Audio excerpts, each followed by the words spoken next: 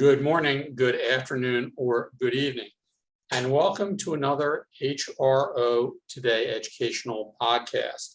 I'm Elliot Clark, the CEO of HRO Today. We publish HRO Today Magazine, HRO Today EMEA, and HRO Today APAC. We host the HRO Today Forum held around the world, and we host the HRO Today educational conferences and manage the HRO Today Association. Today, we're going to be talking about trends in contingent labor services. We are really pleased and honored to have Kevin Akeroyd, the CEO of Pro Unlimited, today to talk to us. And what we see going on in the contingent labor market is a lot of flux. We see a lot of changes and trends. We also see contingent labor becoming an increasingly large part of the workforce and therefore increasingly important. Kevin Akeroyd, as I said, the CEO of Pro Unlimited. Pro Unlimited is one of the world's fastest growing contingent workforce service providers and one of the largest. They have recently completed a number of significant acquisitions, bringing in new technology and new capabilities. Kevin has been the CEO for about 2 years, and he leads the vision and strategy for the company. He is actually one of the technology industry's most tenured and trusted experts. He's held executive leadership roles at some of the world's most notable brands, including Cision, Oracle, and Salesforce. And I think pretty much everyone's heard of those. I wanted to welcome, and by the way, I will say, that Pro Unlimited and the companies some of the companies they've acquired are some of the most highly rated service providers on the HR Today Baker's Dozen for managed service providers in contingent workforce staffing. So Kevin, welcome to the podcast. Thank you so much. It's a real pleasure to be here. I'm looking forward to the conversation today. Yeah, if you could give us a quick overview of Pro Unlimited. You're at the helm. You guys are growing. You just recently acquired Workforce Logic, which is a great company. You announced about a week ago you acquired GRI, which is a great company. Tell me a little bit about Pro Unlimited and where that's going. If you give us a quick 60 seconds on that. Yeah, you bet. Pro Unlimited is a long-term player in this overall contingent workforce industry. The company's been around for 30 years. So, I've been here for the last 2 of them, as you just said. I was not here for the first 28.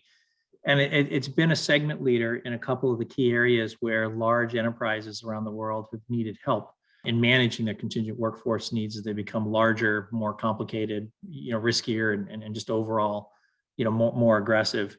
And the company essentially is trying to be an enabler, or the words that I like to use, and we'll use a little bit throughout this dialogue, is kind of that platform or that system of record for what is an incredibly complicated way to manage the contingent workforce of today. So, whether it is all of the types of contingent management, whether it's traditional staff augmentation that gets done through agencies, or it's traditional professional services that gets done through the consultancies or the advisory firms, whether it's diversity inclusion requirements, whether it is all the freelancer management and individual contributor community, digital stuff that's going on out there, or whether it's direct sourcing, where brands are actually trying to go direct to the contingent talent, just like they go direct with their full-time employees and bypass the middle people like professional services firms or staffing agencies altogether. So you've got trillions of dollars of spend on contingent workforce that's relatively fragmented across a bunch of those kind of use cases. And then a large enterprise that is hiring dozens, if not hundreds of thousands of contingent workers every year. They've got services needs, they've got software needs, they've got data needs, they've got analytics and intelligence needs, they've got kind of compliance and employer of record needs, and they've got worker experience needs.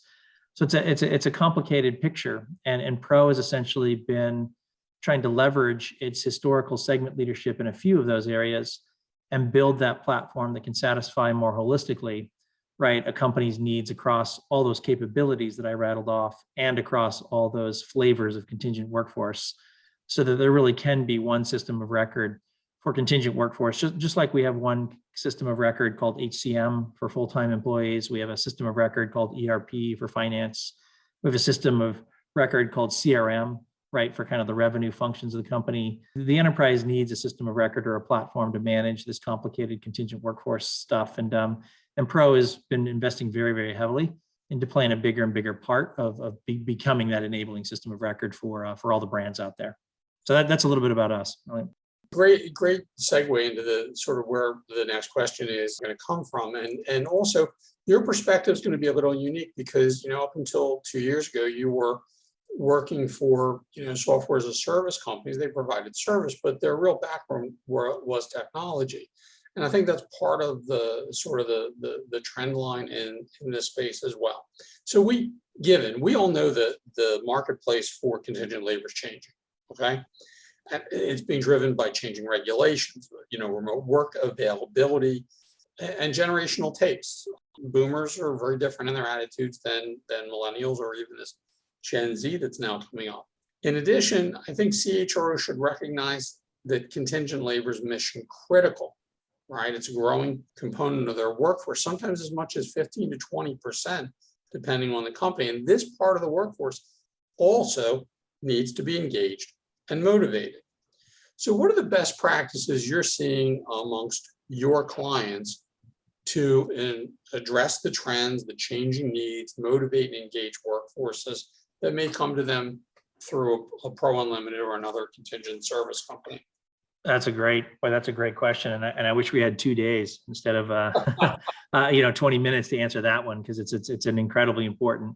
A big question. A few of the ones that I will highlight, though, that I think are the most important answers to the question. And one of them is just mindset inside the organization. This is not just blue collar, shift work or holiday work. It's not just gig. This is literally now all of the white collar, specialty skilled, hardest to fill, high-end job descriptions in virtually every industry, whether it's financial services or consumer or tech or healthcare or consulting or aerospace or automotive. This is the entire org chart now, and it needs to get treated as accordingly.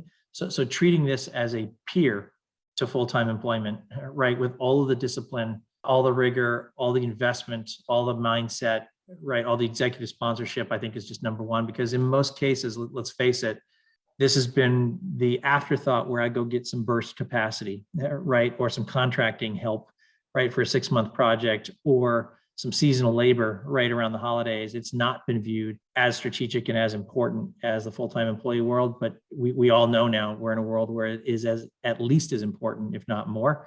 An overall organizational mindset and the commitment to the change management and investments that they need to make, that's a big one. Number two is recognizing that no matter how good an employer brand I have, I love to use this example, Elliot, as you know, there's a wonderful company that's been an incredibly effective full-time employee recruiter for a long, long, long time, right? And it had 7-star restaurants in the lobby of its buildings on its campuses, and it had yoga rooms, and it had daycares in the FTE offices, and it had cool buses where you didn't have to drive. You could take a bus and work on Wi-Fi with good coffee. An amazing amount of things that made it a very strong employer brand. But in a world where it's not about FTE, and that particular company has about 120,000 full-time employees, they have almost 200,000 contingent employees. And all those things, those apply to full-time employees going into the brick and mortar office. They do not apply to the non-full-time employee contingent folks that are remote and scattered globally across 82 different countries around the world. So we can't, best practice number 2 is to commit to an employer brand for the contingent workforce, which is now, in most of these companies, over half of my workforce, and do not assume that your FTE employer brand, right, is going to carry the day over into these highly sought after digital native contingent workers who don't want a career driving into the office. I think that's 2. 3, kind of along with that on the employer brand is we've got to focus on the worker experience. This tech talent or creative talent or marketing talent, for instance, they're incredibly sought after. They've got 10 different offers, right? Let's take a tech person. They've got Amazon and Apple and Facebook and Google and Microsoft and Salesforce and LinkedIn, and Oracle and they've got 15 options. all that pay really, really well, right? Do great work with lots of flexibility. If we don't cater our worker experience, right? Engagement, inclusion, data-driven relevancy, right? The experience itself. If we don't build worker experience that has as much teeth under it as companies have been driving employee experience, right, for the last couple of decades, that's really going to be a fail too, because that really, really strong developer that will only take a 9-month contract before she goes off and goes skiing again. she's the most challenging and the most in need person that all of the customers out there need. She's got options. We better start focusing on our experience for her. So that's number 3. Number 4 is, I think we need to just put some of the same rigor. We've been very data driven on the FTE employee side, not so much on the contingent. We've been very software and tech enabled on the FTE side, not so much on the contingent side. We've been very analytical and applied a lot of intelligence and predictive and strategic, outlook on the FTE side. We haven't on the contingent side. So there's just a bunch of investment in people, process, systems, tech, data that have not been done on the contingent side. And now that that's 55% of the entire workforce, I've got to make those same investments for the 55% of the workforce that's contingent that I've made over the last 20 years for the 45% of my workers that are actually FTEs. And then finally is, I think, just recognize that it's going to continue to be a remote and global war for talent. So things like compliance and things like statutories in certain markets around the world, right, legal, et cetera. There's the data security issues and what you can and can't store around contingent workers in Norway versus Japan versus Canada versus the US. So whether it's employee data privacy, whether it is some of the other areas that we really need to recognize, there is a real risk factor here. It's a huge competency that companies have to get good at, but it comes with a lot of compliance and regulatory and statutory and data security risks. So the best practice number 5 is treat it with that kind of gravity. Because otherwise you see things like we saw last year where companies are settling for hundreds of millions of dollars in class action lawsuit settlements because of lack of pay parity across their contingent workforce, right? And again, I think everybody remembers who I'm talking about. I won't name names, but that was plastered all over the business media for a month and a half. Could have been easily avoided had people taken the right, compliance and regulatory approach, but it wasn't, and therefore that particular company found itself in a lot of hot water, there was a very big, expensive, multi-$100-million price tag to pay. So, Elliot, I'll stop there, but again, common theme here is if this is going to be highly strategic and it's going to be over half of your workforce for the long haul, you've got to, along all of these areas, treat it as such, right? And think about it as strategic and long-term. That requires strategy and investment. Don't think about it as reactionary, burst capacity, temporary staffing, et cetera. So I'll pause there. Those are some of my thoughts. I think those are all great points, and feeling to think, even if it's not half your workforce, if you're a company in the enterprise market with 100,000 employees and 10% of your workforce is contingent, your legal exposure is on 10,000 employees. That's right. I do think we're sort of having, a bit of a Vulcan mind meld here, Kevin, for the studio audience, because I've been saying for years, it doesn't make any sense to me that, you hire an MBA, you're out in Silicon Valley, you hire an MBA from Stanford, companies will do this. And every Wednesday night, they have a wine and cheese, they love them to pieces. But in the same building, they have a Python programmer who, they hire. Now, we have some vicissitudes in North America about co-employment, and there's this sort of arbitrary 18-month rule based on the Ninth Circuit Vizeno decision. But the truth is, you're going to have a wine and cheese every Wednesday night to keep that MBA engaged and with your company. But they're on average going to stay 14 to 16 months. The Python programmer is going to stay 18 months. But all you're going to tell them is make sure you turn in your time card at the end of your pay period, right? That's right. So let's turn the question a little bit toward engagement, because you talked about some of these best practices, and I agree with you. You need to have rigor, you need to have discipline. You have to think about this not as, and I've been saying in the future, there should be no such thing as a VMS or no such thing as an ATS. There should be one platform, and you click on a box, that says contingent 1099 permanent, right? Those should be a drop down in an employee record database, not separate systems. People work on different ways. And if we're really going to give them that option, then we have to recognize they're coming to us from different categories. How do we treat them? So one of the big drivers of the contingent labor policy sort of excellence, in my view, is the engagement of the HR partnership. And HR has to be partnered with procurement. And procurement pretty much focuses on the financial aspects. How do we get billed? What's the margins, et cetera. That's what procurement's going to look at. But from your perspective, what are the right questions for HR leaders? And that's our HR Today audience. What should HR leaders be asking Pro Unlimited or any MSP provider about their abilities, not only to manage these current challenges, but to address the new emerging trends, right? What should HR be asking you about your ability to manage, motivate the workforce, provide different channels for acquiring talent? What do you wish they would ask you more often and they don't? Yeah, no, that's a superbly good question. Again, I wish we had a couple of hours just on that one alone. I'll start one level up, if I may, and that is, it's been very interesting to me. I've been with, as you said, I've been with the company and in the industry for about 21 months now, so just shy of 2 years. And I didn't realize that my whole career when I was not in this industry, I didn't realize just how much of, and pick it, Fortune 500, Fortune 1000, Global 2000. One of the things that shocked me the most when I got here is despite the fact, right, I use an example, there's 100,000 FTEs, there's 200,000 contingent, and that discrepancy is getting wider.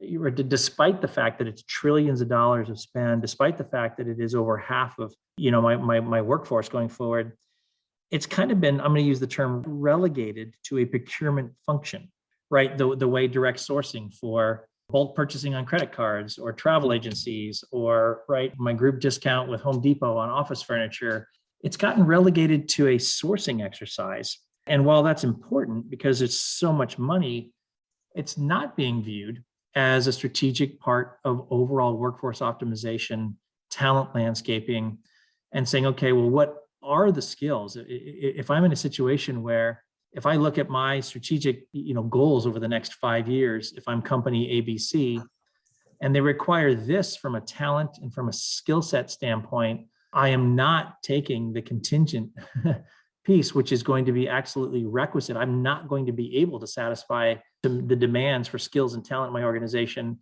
if I don't win the battle over here on the contingent side. Despite all that, kind of my answer number one is on the full-time employee side, you have technology, you have the line of business, you have HR, all as kind of equal seats at the table, driving overall talent landscaping and workforce strategy. And procurement certainly is playing an execution role. Here, you've almost got it being viewed as a sourcing exercise, and HR is loosely involved. So if HR owns overall talent strategy and overall talent landscaping and overall winning the war for talent, which it does in most companies, HR really has to step up and take a leadership position on the 55 or 65% that's contingent, not continue to only play a leadership position in the 35 or 40% that's full-time and just be a support function to procurement. So one, HR just flat out has to step up and own this as part of the strategic talent landscaping for the company, not delegate it to procurement as nothing but a cost savings exercise. I think that's number one. Number two is I would love to see HR ask the same questions and demand from companies like us the same things. It's like, again, it's not just, did you save 6% or 7% by paying a lower wage in North Carolina versus in Austin, Texas? Yet, yes, there's a cost element. But again, we're talking about our talent, right? For instance, if we were willing to pay 4% more, we could cut our time to fill, right, these mission critical recs in half.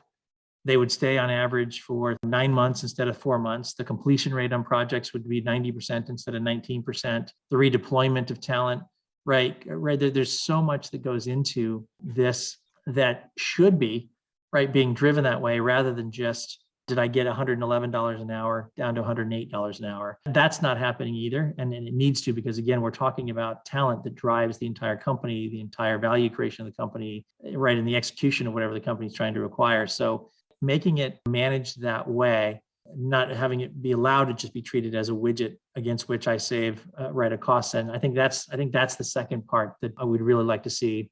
And then third, HR as a function has really, and this is going to be a little bit repetitive, but HR as a function has really become pretty tech and data and analytics savvy. In general, HR as a line of business has gotten fluent on SaaS software with things like the HCM platforms. They've gotten tech enabled with HRIS systems. They've gotten data rich, right? Like buying data to edify salaries and FTE land from companies like Mercer and Radford and things like that. So it's not like the notion of being very data, very analytical, very system, right, software enabled is foreign to HR, because they've been doing it for the last 20 years on the full-time HCM side. There's no reason at all why they shouldn't be asking all of the same questions and demanding the exact same level of data-driven, tech-enabled, forward-looking analytics and then integration back into my broader HRIS systems. That they should be demanding the exact same level of data, analytic, software, and integration sophistication on the contingent side of people like Pro and Pro's peers, as they are demanding of people like Workday or SAP or Oracle or ADP on the on the full-time side. So I think I'll stop at those three. Those are the things that we wish that the CHRO of our major customers would start demanding more of from companies like Pro and all of Pro's peers and competitors out there. Because in general, we're not being asked to do as much of that by the CHRO's office as we should be. So I'll pause there, Elliot. Hopefully that makes sense. I think you make a great point. And for anyone in the audience, I can talk to the audience a little differently than our guest can. I will tell you, if you want to Google contingent labor pay parity, and specifically I'm saying use Google to check that case out, all right? What you see in these cases are that basically it was treated as a procurement function. And I happen to know in that particular case, the providers wanted HR to be more involved. The decision to make it a more procurement-driven priority is only lasts until your first class action lawsuit. Right. And then I assure you that it becomes HR's problem with the general counsel and the CEO's office. Okay, the minute you're in your pay parity, or there's rumors coming out of the EEOC is going to start, creating diversity metrics reporting requirements for contingent labor, because it is becoming a significant part of the workforce for companies. You've got to make sure HR's got to think about the two things, all the things you just said, as well as the issue of how do you make sure that your workers who are contingent really want to do the best job for you. You spend a lot of time trying with permanent workers to get them to understand your mission and why you're relevant, why you're important as an organization. Do we ask the providers to help carry the water? And, co-employment issues aside, say, hey, your employer, the employer that has leased you, contracted with you through us is important. Here's why. We need you to be motivated. We need you to do good work. And this is why it's important. These are all areas I really think, to your point, the HR needs to be thinking about, and HR should be owning contingent labor. Procurement should be supporting that effort. Maybe one final thing too is just HR should be asking companies like Pro and dozens of others, if you are going to partners or vendors, how am I even going to survive and optimize and satisfy my talent needs? Because gosh, you look at, and I hate headline hijacking, but things like the Great Resignation and the Great Reshuffle are absolutely real. They're not just clickbait. Mm-hmm. Those are happening. This whole tens of millions of what people like to call digital natives, where these kids have no interest in having a full-time career at all.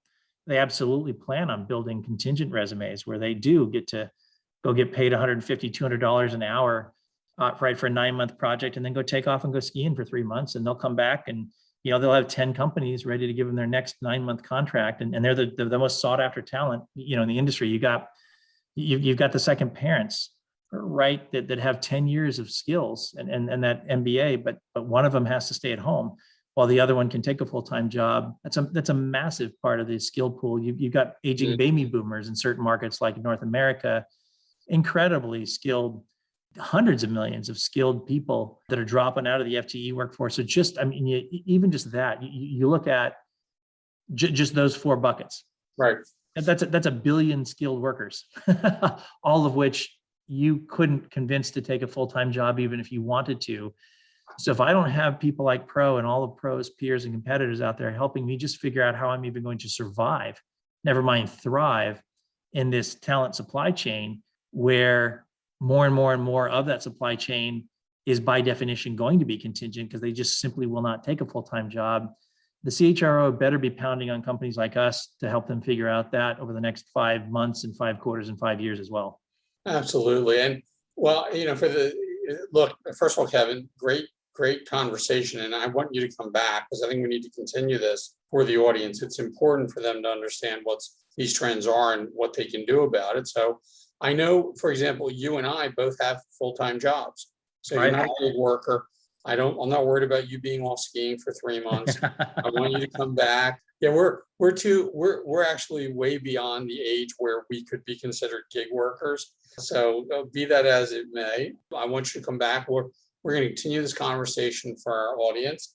I want to thank Kevin Akeroyd, is the CEO of Pro Unlimited. And as I said earlier, one of the top providers, one of the largest and also most diversified in terms of its services, providers of contingent labor and workforce services. And, we talk a lot about what HR's involvement should be, these trends, and how HR should be engaged in, the management, procurement, and ongoing management of their MSP programs.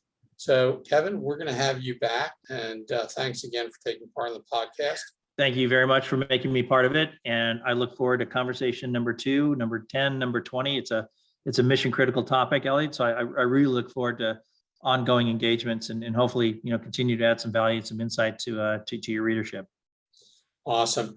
Well, and I'd like to thank all of our listeners out there in the HR Today universe. I want to thank you for your time and attention, and we'll look forward to having you on our next HR Today educational podcast.